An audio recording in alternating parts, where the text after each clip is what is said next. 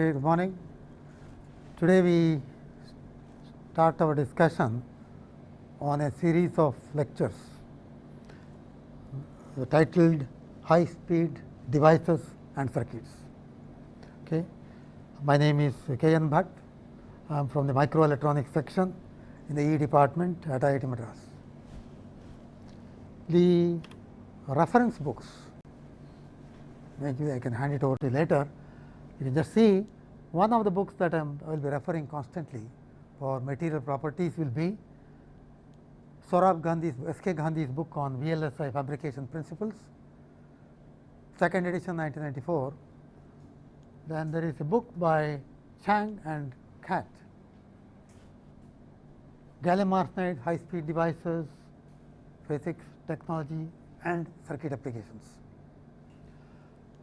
There is a book by Benecking, high speed semiconductor devices, circuit applications, circuit aspects and fundamental behavior. There are few things, it is a very thin book which contains some things which we do not usually see otherwise, which are relevant to high speed circuits. That is another book which we can just see. In fact, this book is available in library. I have a copy of these two books. I bought it specially for this course, but I do not know how much of it I will follow, but still we will have material from various literature borrowed here. The other books which are available in library, one is Michael Schur's book on gallium arsenide devices and circuits. It's slightly old book, 1987, but quite good enough for the basic studies.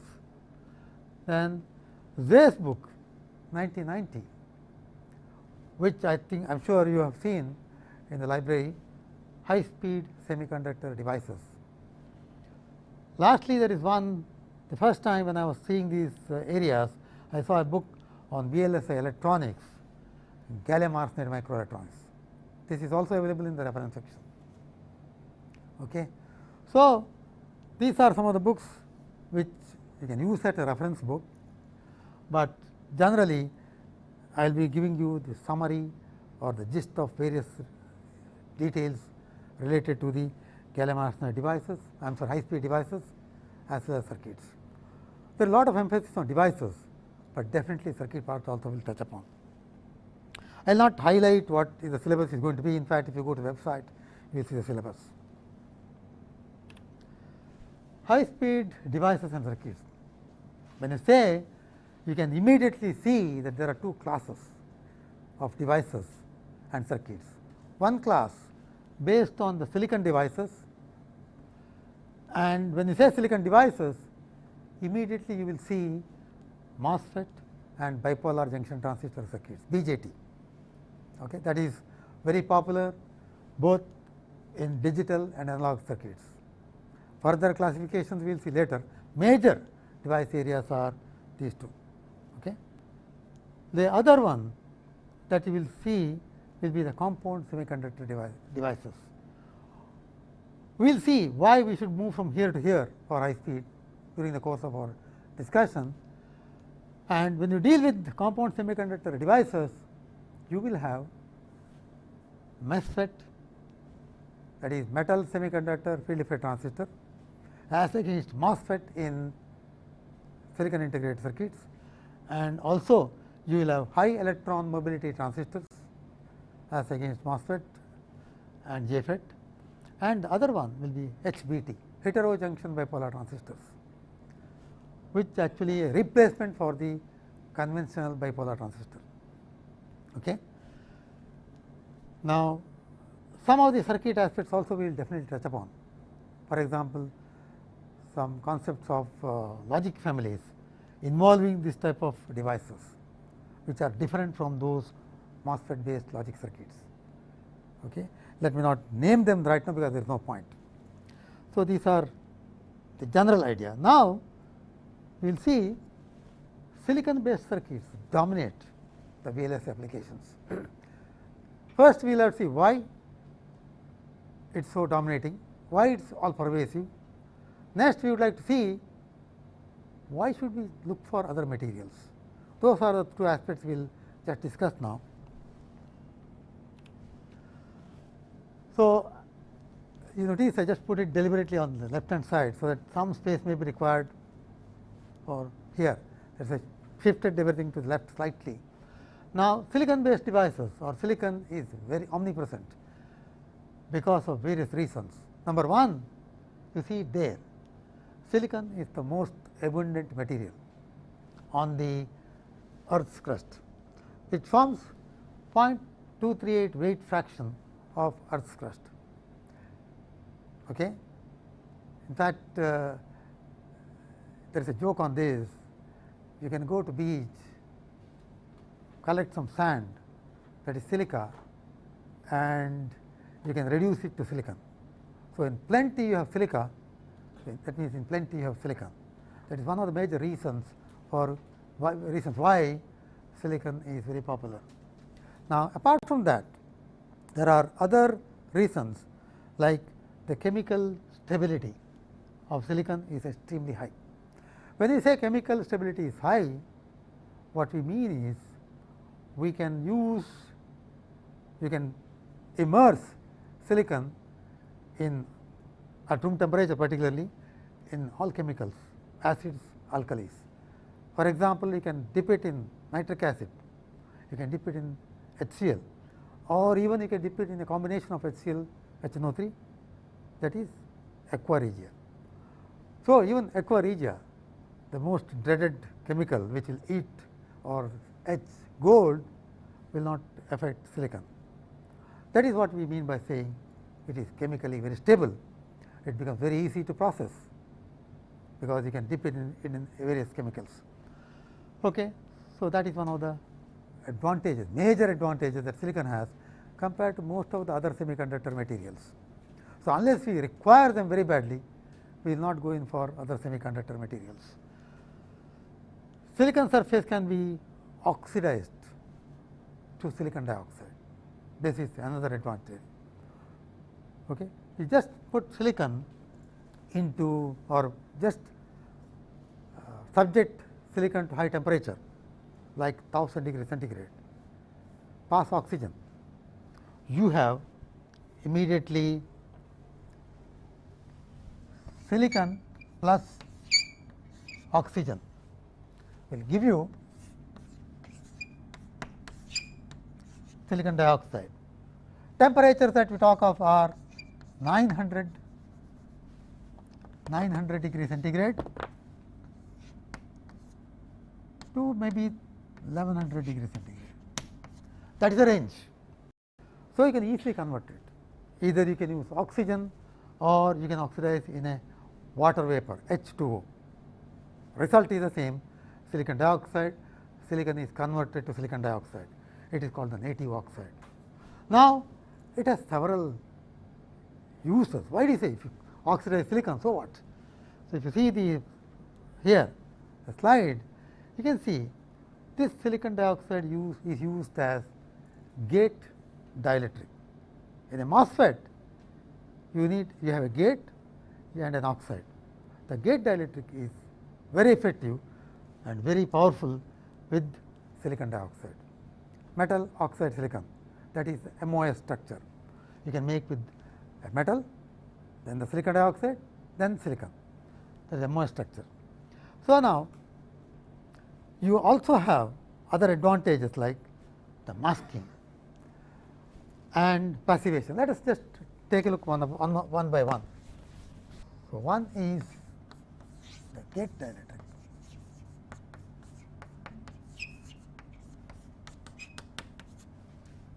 Okay. SiO2 can act as gate dielectric. Okay. And two is, second one is the masking layer.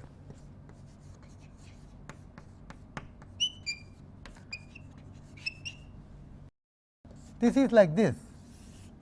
You have a silicon substrate, p-type silicon. On that, you can have a thick oxide,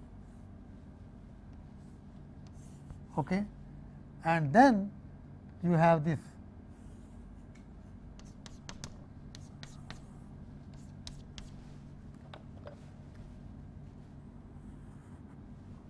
that is the gate, and then you have the,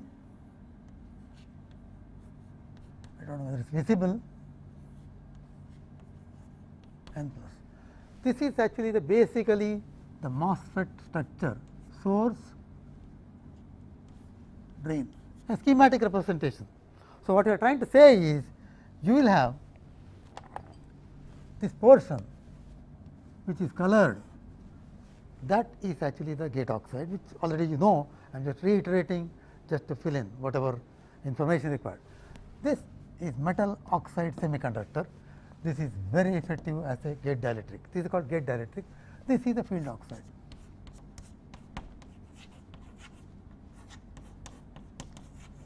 This portion.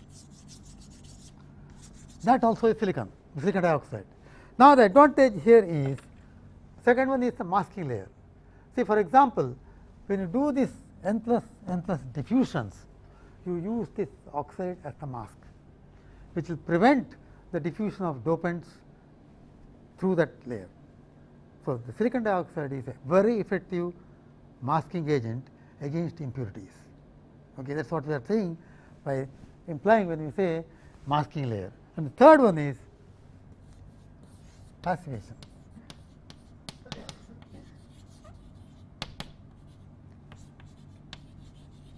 Notice here the junction is below the oxide.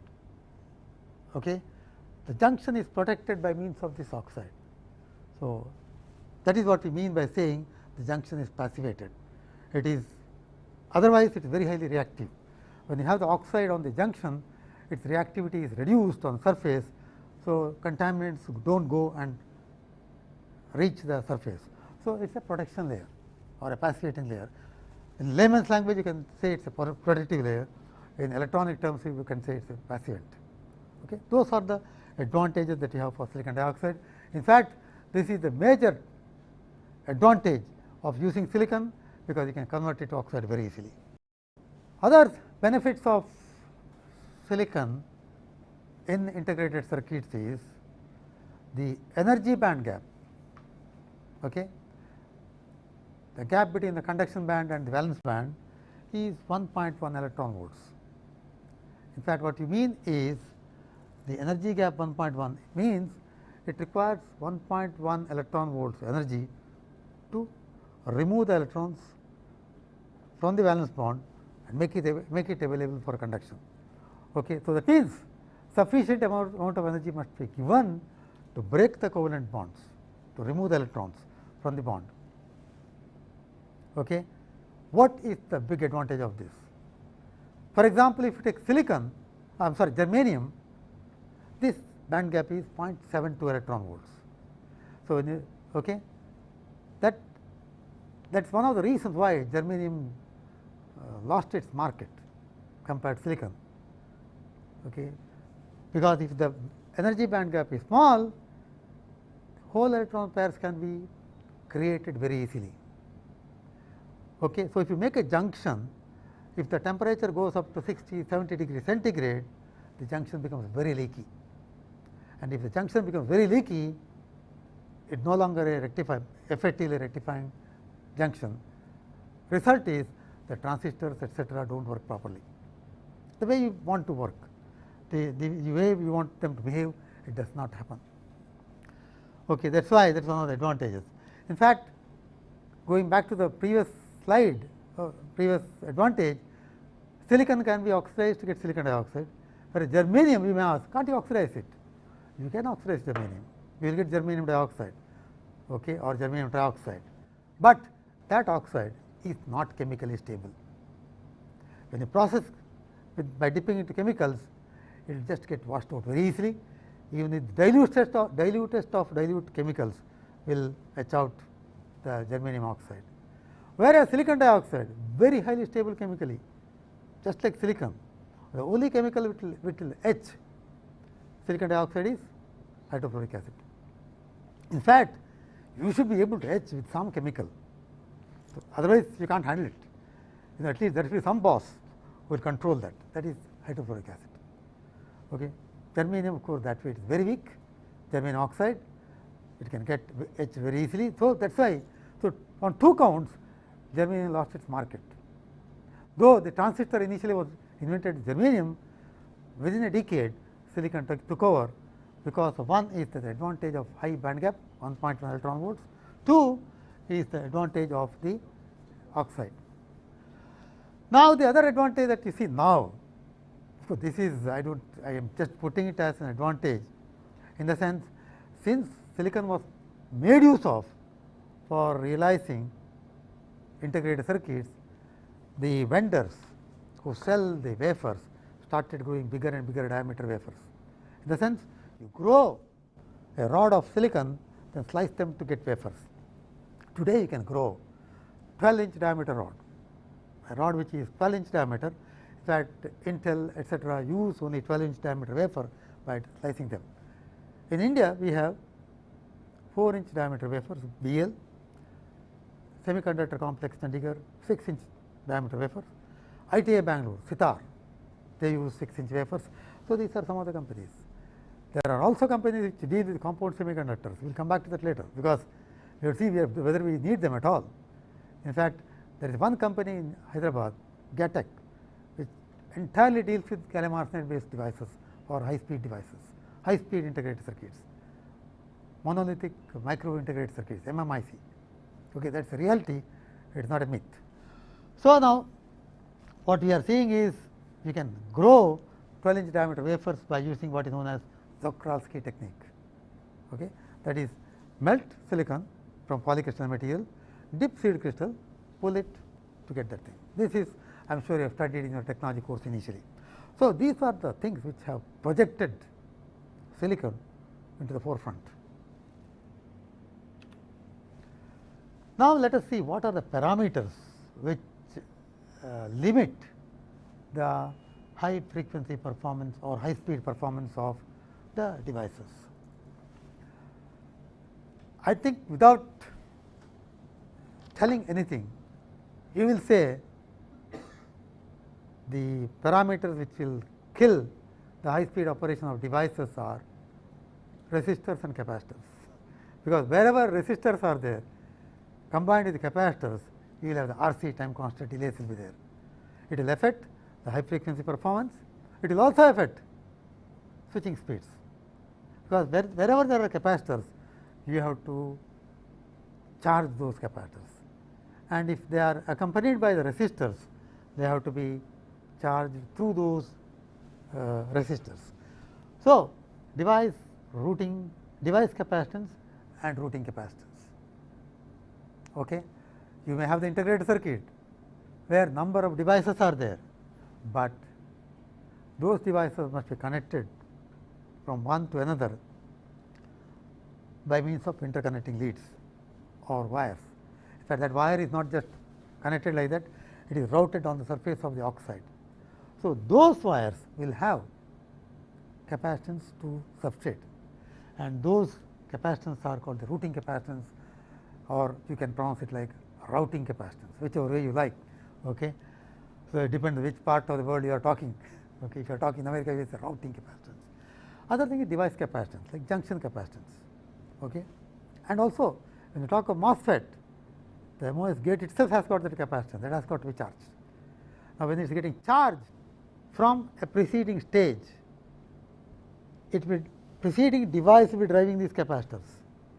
When the preceding device is driving this capacitor, the resistance, the on resistance of the preceding device will come into picture, that is the R of the previous device. For example, CMOS, if you have the pull up transistor, that will be the one which will be charging this next stage. Okay. So, that resistor is the on resistance of the device. That on resistance is the one that I am referring to here. That should be kept low, because if it is high, the RC time constant will be large. Okay. That is when you are using the digital circuits. Now, there are some aspects which are known as the characteristic frequencies. These are of course the parameter which control those frequencies really. Apart from that, there are defined certain frequencies which will be the figure of merit of the device. So, the characteristic frequencies of the devices particularly, or the circuit for that matter, one is the cutoff frequency related to power relationship. Okay. Cutoff frequency, that is, at low frequency you get certain power output from the device. Now, that power output will become 50%, okay, that is 3 dB point, 10 log half, 10 log half is minus 3 dB, correct. Logarithm to the base 10, 2 is actually 0.3, 0.3 and 10, 3 dB. So, the 3 dB frequency is called the cutoff frequency, where the power output falls 50%, 3 dB point. Okay. Now, that is one. That evidently will be governed by the RC time constants of the devices and circuits. Then you have the transit frequencies. In fact, this may be a slightly different term which is related to transit time. Okay.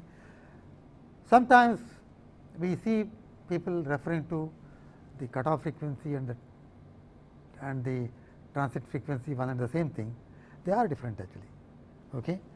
The transit frequency is related to transit time, which is actually related to entirely to the device, and the cutoff frequency is related to not only device capacitances plus the series resistance or shunt resistances which come across that device. We will see that. So, what is cutoff frequency? We have already defined that. Cutoff frequency, that is at Fc. To define that Fc, the power out P naught at cutoff frequency is 50% of its low frequency value, which is the maximum power output that you get. Okay. And that is why Fc is 3 dB frequency, because at log P naught by Pm, okay, into 10 log P naught by Pm is 10 log half, that is minus 3 dB. At Fc, 10 log P naught by Pm is equal to 10 log 0.5 is equal to minus 3 dB. Okay. So, that is the cutoff frequency of the device.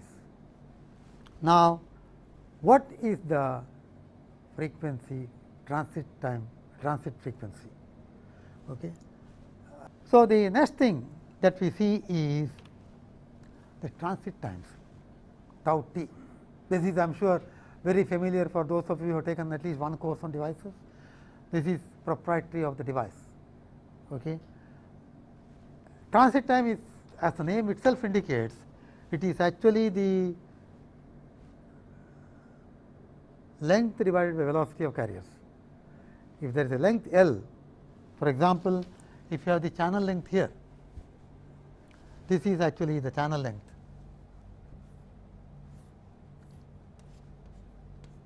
Okay. That is the channel length. So, the carriers get transported from the source to the drain through this length with the velocity v.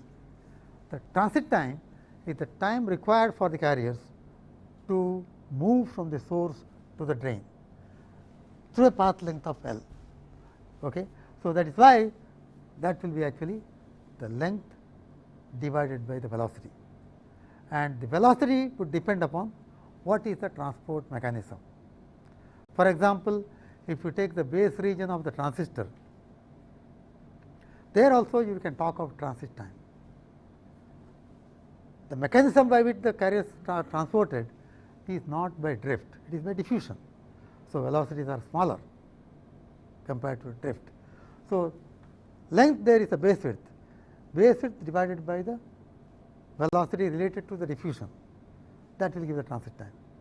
So, apparently that is related, or evidently that is related to the base width, and some parameter which governs the velocity. When it is drift, the mechanism or the parameter which governs the velocity is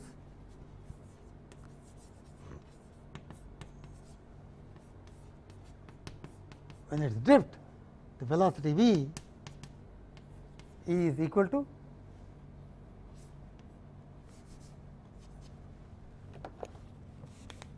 mobility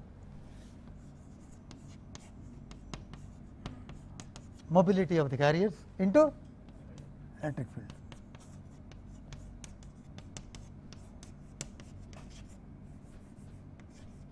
Okay. So, that is call it a mu n into electric field, where E is electric field, mu n is the mobility. Similarly, that is velocity and length is L, channel length. Similarly, in the bipolar transistor, the velocity is related to not mobility, but diffusion coefficient, because the diffusion process is the driving force. Driving force is the concentration gradient. Okay.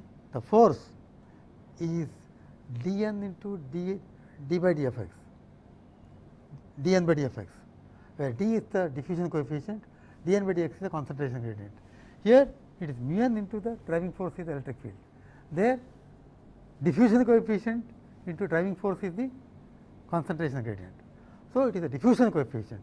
Diffusion coefficient also is related to mobility. So, what you can see is now the velocity of the carriers, whether it is by drift or by diffusion, it is proportional to, it depends upon mu n or another parameter which is related to mu n, that is diffusion coefficient, because you know that dN by dN is kT by q, that is Einstein's relationship. Okay. dN is diffusion coefficient.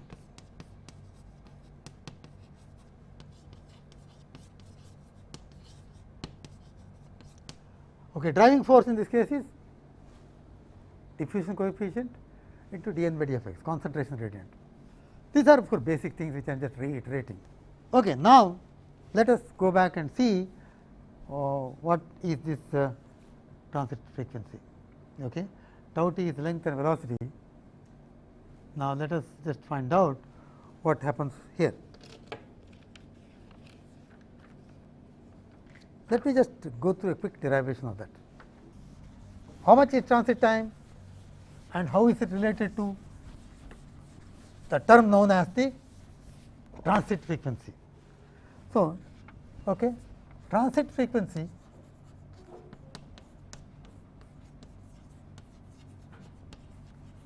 is defined, what it is we will see afterwards, physically meaning it is defined as f t equals 1 by 2 pi tau t, where tau t is the transit time.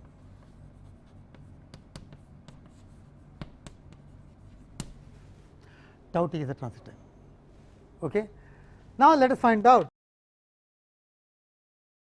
what is the transit time. This is a definition. Okay. What it implies when you really see the equivalent circuit, we will see soon. Sometimes we make the mistake of calling this as the cutoff frequency itself. It is ideal cutoff frequency. So, tau t is length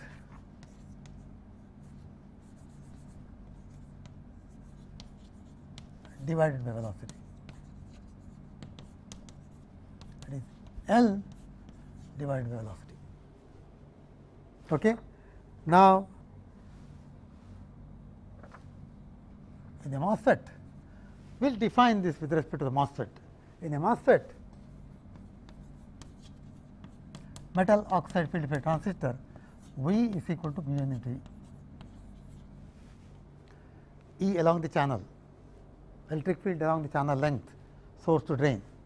So, that is actually equal to mu n into what is the electric field in along the channel, voltage drop across the channel divided by length, and voltage drop across the channel once it has in the linear region is just VDS, but once it goes to saturation, the voltage drop is VGS minus threshold voltage, that is VGS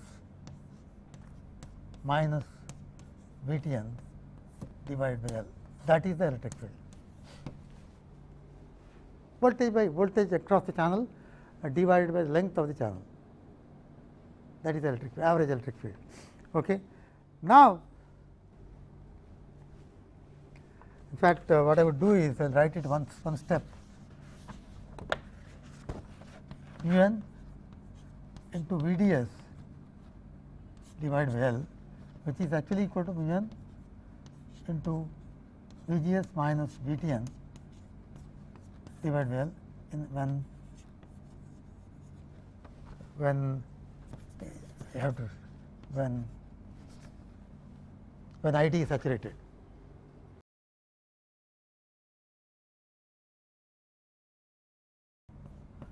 ID in saturation. Okay. So, anyway, ID saturation gives you that. So, now what is this actually? So, tau t transit time tau t is equal to L divided by V is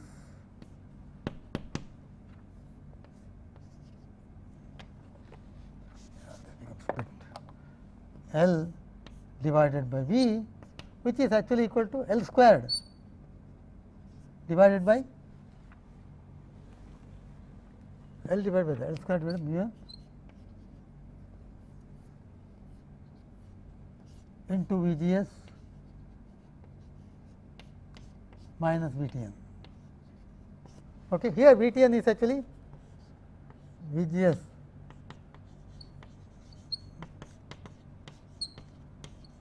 source voltage, VTN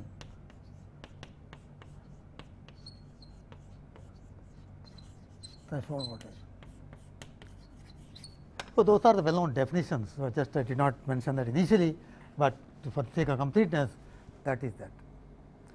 So, the transit time actually is this number. Okay. Now, let us just take a look at the transit frequency. If I use this as the transit time, what is the transit frequency?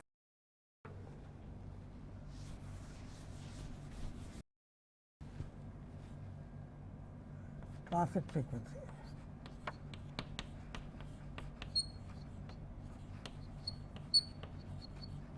F t, okay, is 1 by 2 by tau t. Therefore, omega t, which is actually 2 pi f t, is 1 by tau t. Please note that is the definition. Okay. That turns out to be then from here, from 1. From this equation, we get this as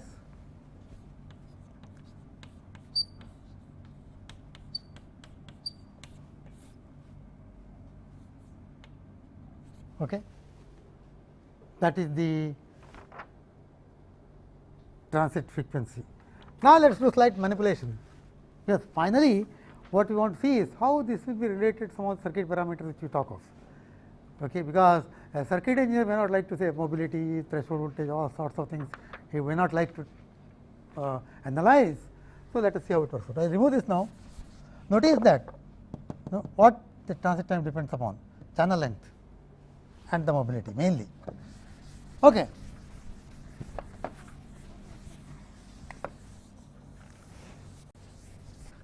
I can rewrite this as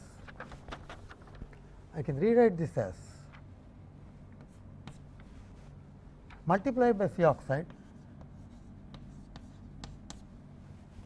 C oxide is the well known term gate oxide capacitance per unit area. Okay. So many farads per centimeter square.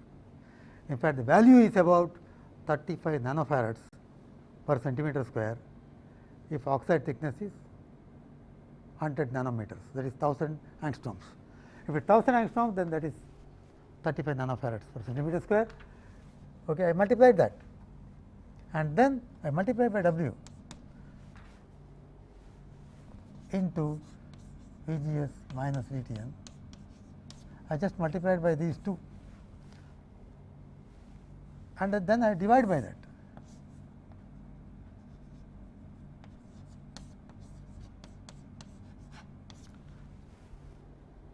Okay. So, why did I do that? So, this I can write it as mu n C oxide W into VGS minus VTN divided by L, just pulling it out, and then I will write it as, I will write this as L into W into C oxide. So, here we should know what are the various terminologies. Okay, let us just see that, because in case you were using different symbols, mobility of electrons, oxide capacitance per unit area of the gate looking from the top, W is the channel width. When I take the MOSFET, okay, I just unfortunately rubbed off that. When I have the MOSFET, it has a depth and channel length. So, channel length is L, W is the channel width MOSFET, and gate source voltage, threshold voltage. What is this quantity? L into W is the area of the gate, and C oxide is the capacitance per unit area. So, L into W is total gate capacitance. We can call it as input capacitance. So, this is actually equal to, so L W into C oxide is gate capacitance, total gate capacitance.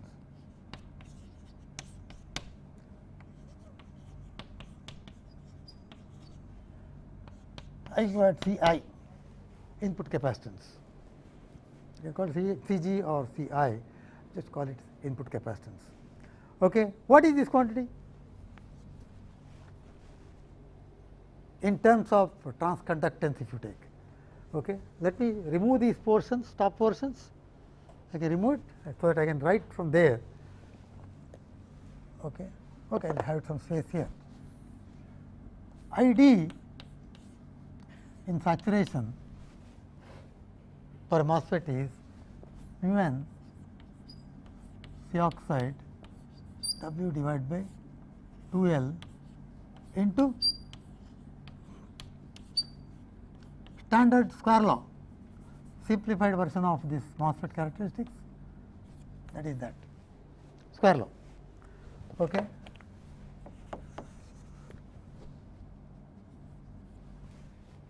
Now, let me remove this from here.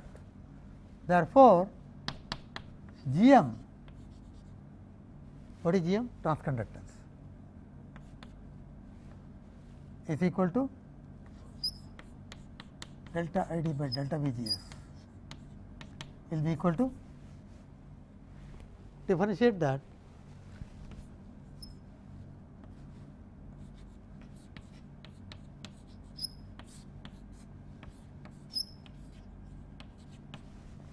minus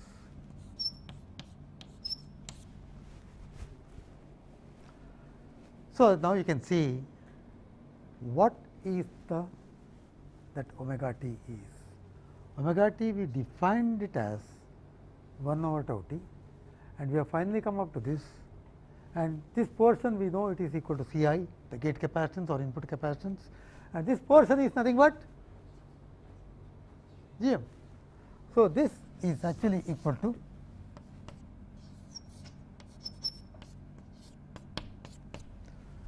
so in many places you will see that the figure of merit of the transistor is G M divided by the input capacitance. In fact, you can show, I will leave it to you for show as a homework for a bipolar transistor also, if you define the transit frequency as 1 by tau t, that omega t will be equal to G M by C I. That is why I put C I to keep a general term. In the case of transistor common emitter configuration, it is a capacitance, diffusion capacitance between the base and the emitter. G M divided by the capacitance, that will be the cutoff frequency, or not cutoff frequency, the transit frequency, which will be actually be 1 by tau t. Okay. So, that is why I just kept it as C I, not C G, to keep it general. What is G M in the case of a bipolar transistor? It is V T by I C is R, I C by V T is the transconductance. Collector current divided by thermal voltage K T by Q. So, if you have 1 milliampere current flowing, V T, that is K T by Q, is 25 millivolts. So, 1 by 25, that is 40 milliampere per volt. That is the transconductance for a bipolar. Here you can see depends upon this quantity.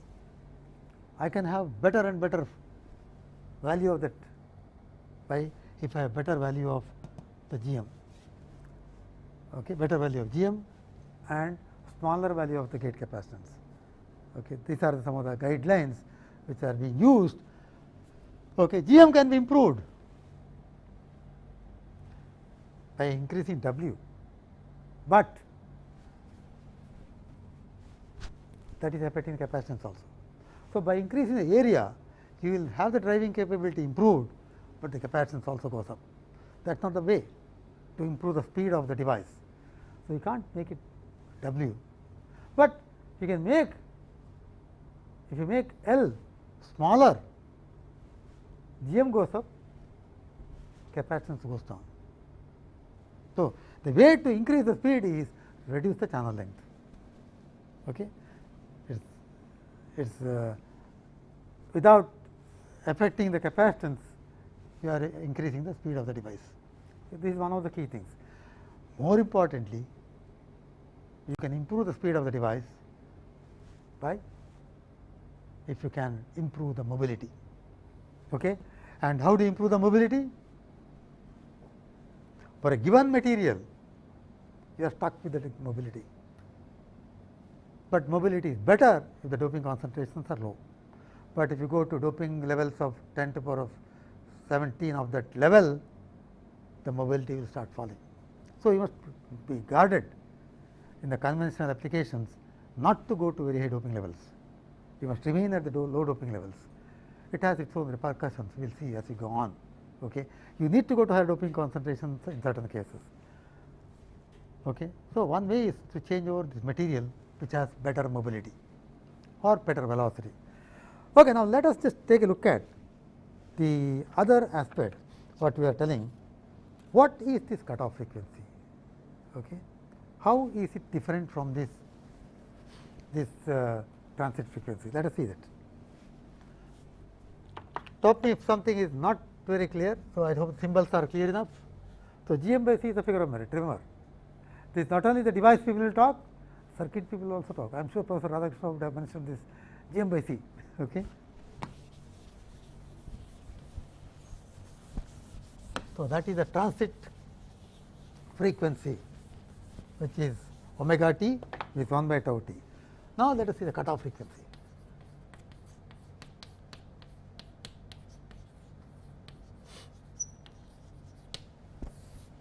See, the transit frequency is totally dependent on the transit time, totally dependent on the device structure, okay, and the transport mechanism, because that decides the velocity.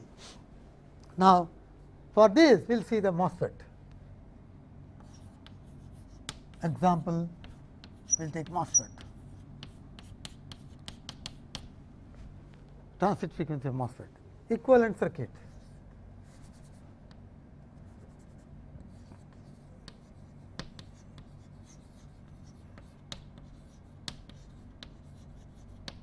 Equivalent circuit, gate,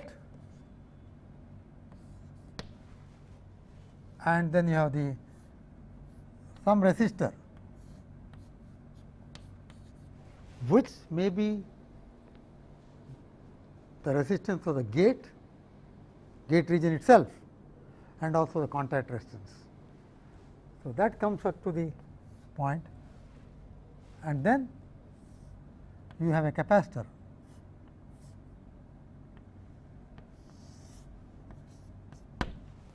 That is the gate capacitance C I which we are talking of. C I is the total gate capacitance which is equal to W into L into C oxide. This is R is the gate resistance.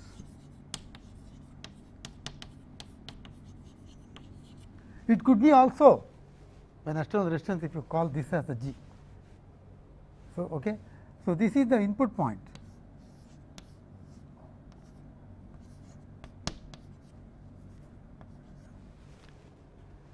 Now, if this is V I, after all we are talking of the small signal equivalent circuit now. So, which would mean that when I apply AC signal, there will be AC signal appearing across the gate capacitance. How much? The whole thing will appear here if this is 0, but it will never be 0. Some finite resistance, contact resistance, or the external applied resistance will be there from the supply. Then what is other equivalent circuit? This is actually the source point. From then on,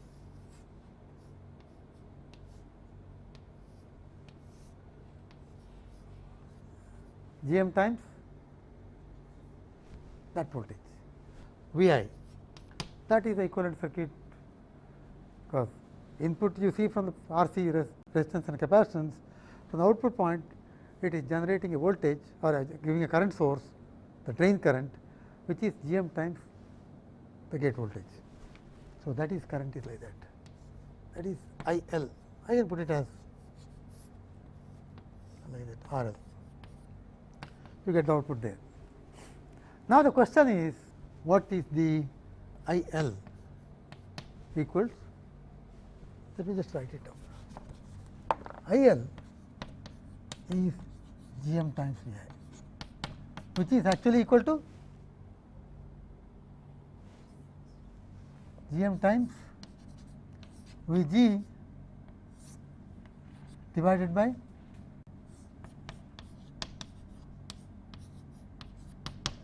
correct. So, that is the IL. Now, what we were telling is the cutoff frequency is the frequency at which power output becomes half. Power output is I squared L into RL. When the power output becomes half, IL becomes root 2 times. At Fc, P naught is half of Pm. Pm is low frequency maximum power. That is, therefore, which is equal to half IL squared into no. So, then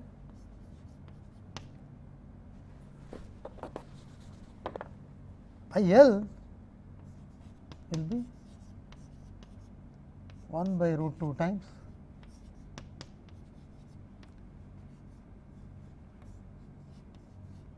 low frequency value. Is it readable? I hope it is readable. IL at Fc becomes 1 by root 2 times, because square root of that, the low frequency value. Okay. So, what we, so that becomes 1 by root 2 of low frequency value is Gm times Vg, because this impedance will be large compared to that, entire voltage will be across that. Low frequency value omega 0, that is that Gm times Vg. So, it becomes 1 by root 2 of that, and this becomes equal to 1. So, at omega c, okay,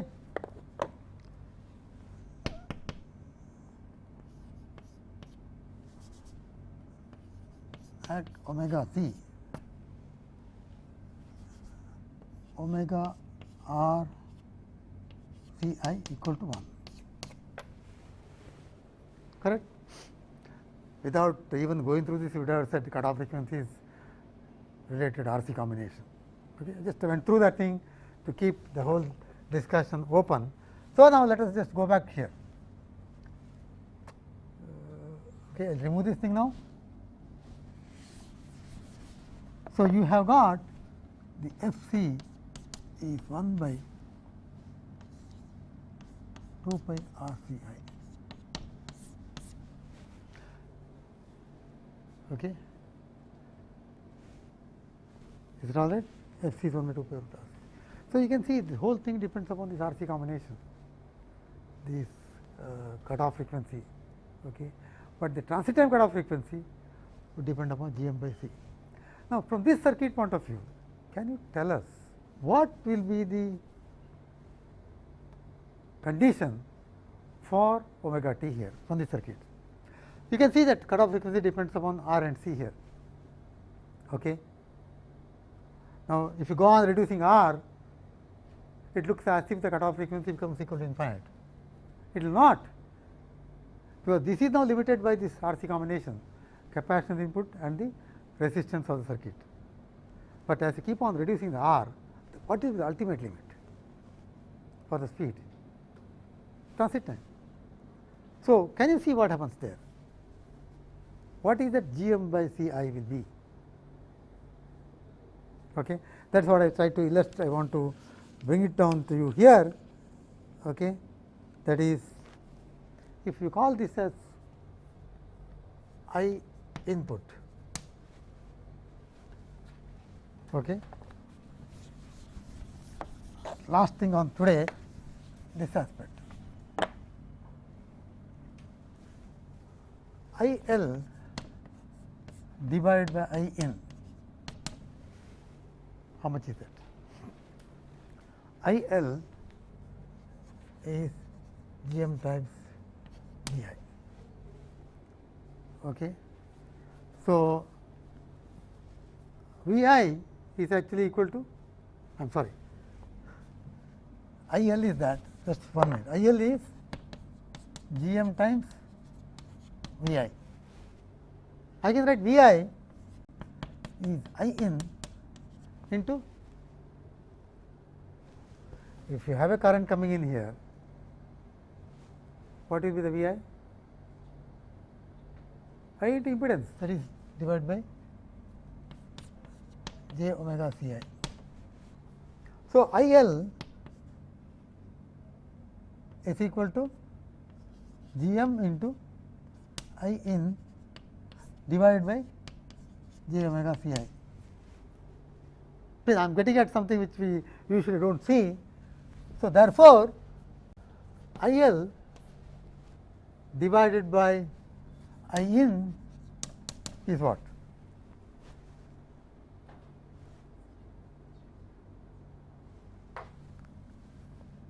Magnitude, if you see, Gm divided by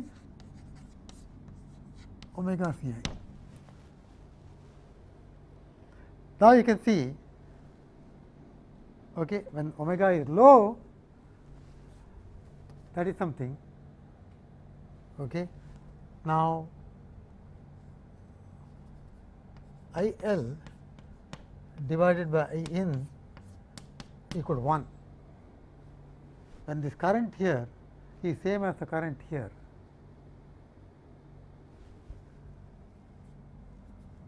okay, gives what? That will give me, rewrite that, when I L divided by I in equal to 1, we get Gm divided by omega Ci equal to 1. Now, what is omega? Then omega equals